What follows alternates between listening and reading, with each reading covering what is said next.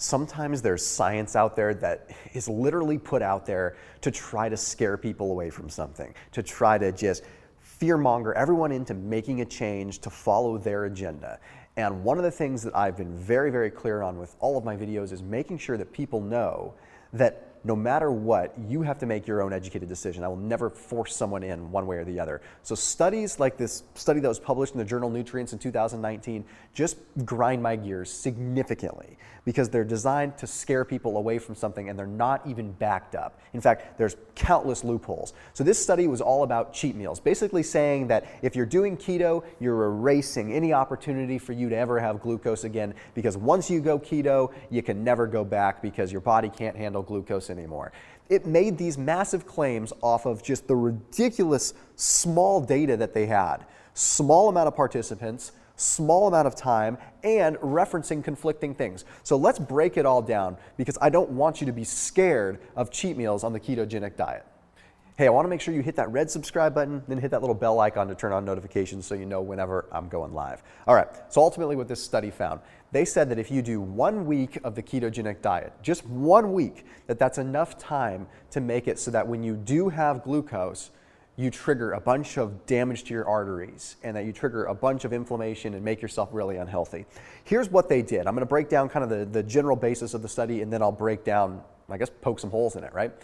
So they had subjects go keto for 1 week, and then they gave them an oral glucose test. Okay, this oral glucose test, it's a tolerance test where they give them 75 grams of pure, unadulterated glucose, and they test their body's resilience to it or how much it can tolerate it. Okay, tolerate is a relative term, right? Okay, then the other thing they measured was something called EMPs. EMPs are these small particles that are shed from vascular endothelial cells, so basically little cells that are on the inside of our arteries, right? And they get shed, these EMPs get shed in response to inflammation or in response to a big shot of glucose, right? So like if someone's diabetic and their glucose levels are constantly high, they might have these EMPs elevated. So they wanted to measure if someone goes on keto and then they have glucose, does their body just get damaged and is havoc wreaked throughout their body because they can't handle it anymore? Well, we're going to break it down. We're going to evaluate this because there's a lot of holes to be poked.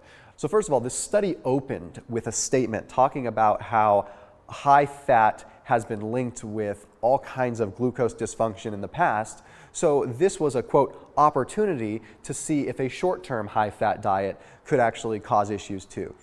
So literally the study that they reference when they talk about this, when they reference a study, when they open the study by talking about, hey, we've seen in the past that high fat is linked to XYZ, so we're doing XYZ study.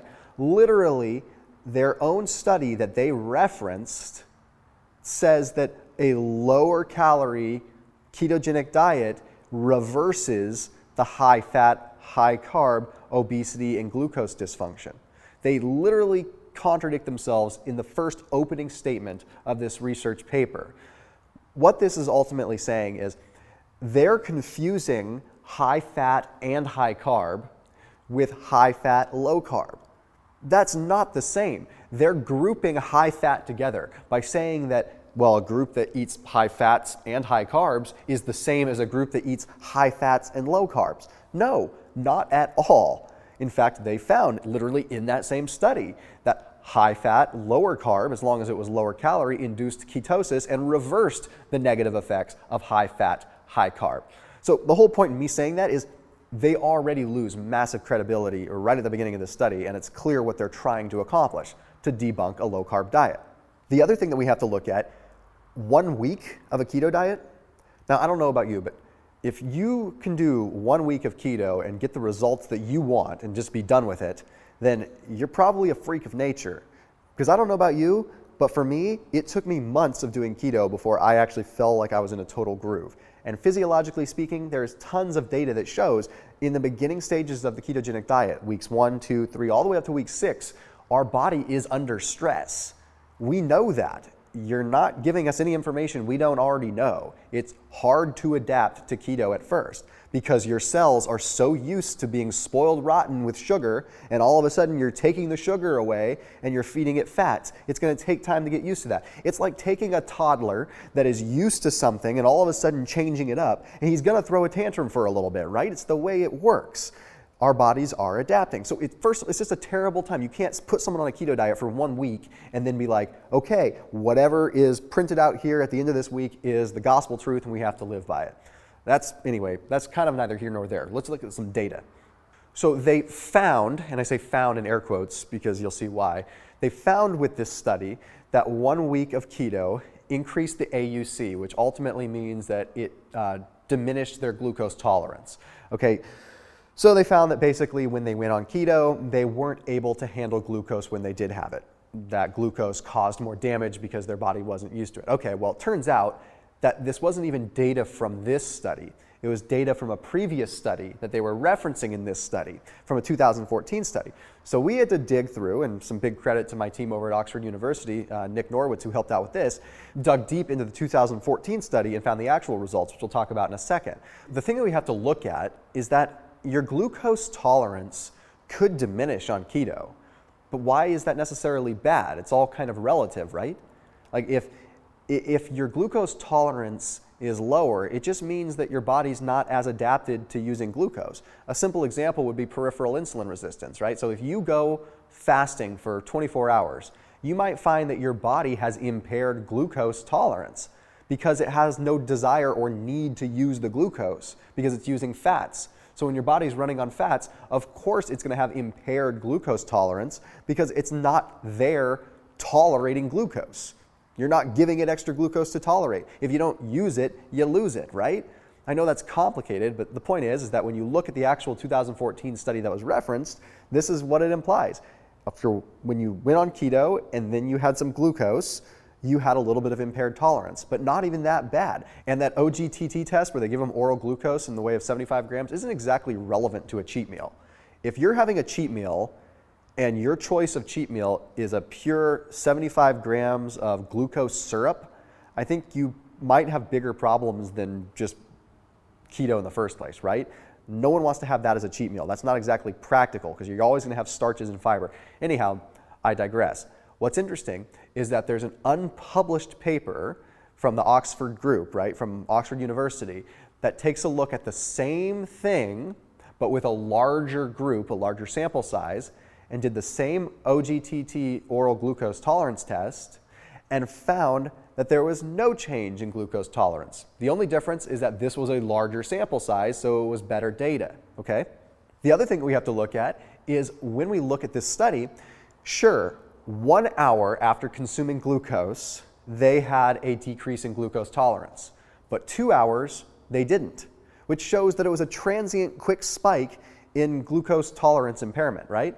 Just a quick spike and then it went back to normal. That's kind of normal.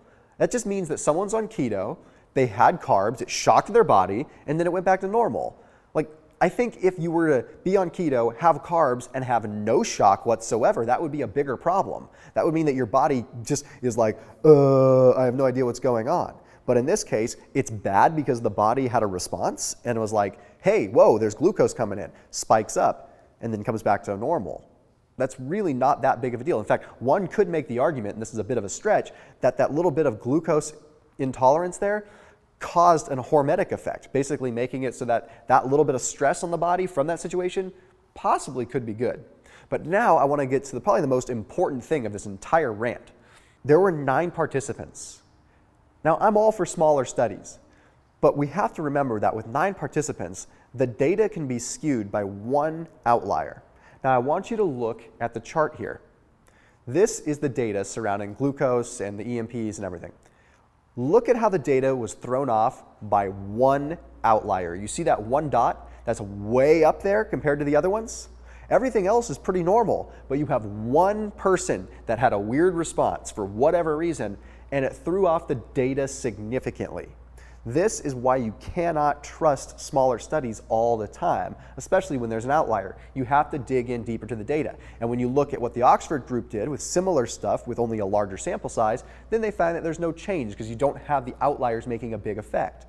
So now the real thing that everyone's wondering is, what can you do with cheat meals? Can you have cheat meals? Are they effective? Will they help you? Yes, they will. The thing is, there's a couple of rules you just need to follow. For one, cheat meals don't have to contain carbohydrates.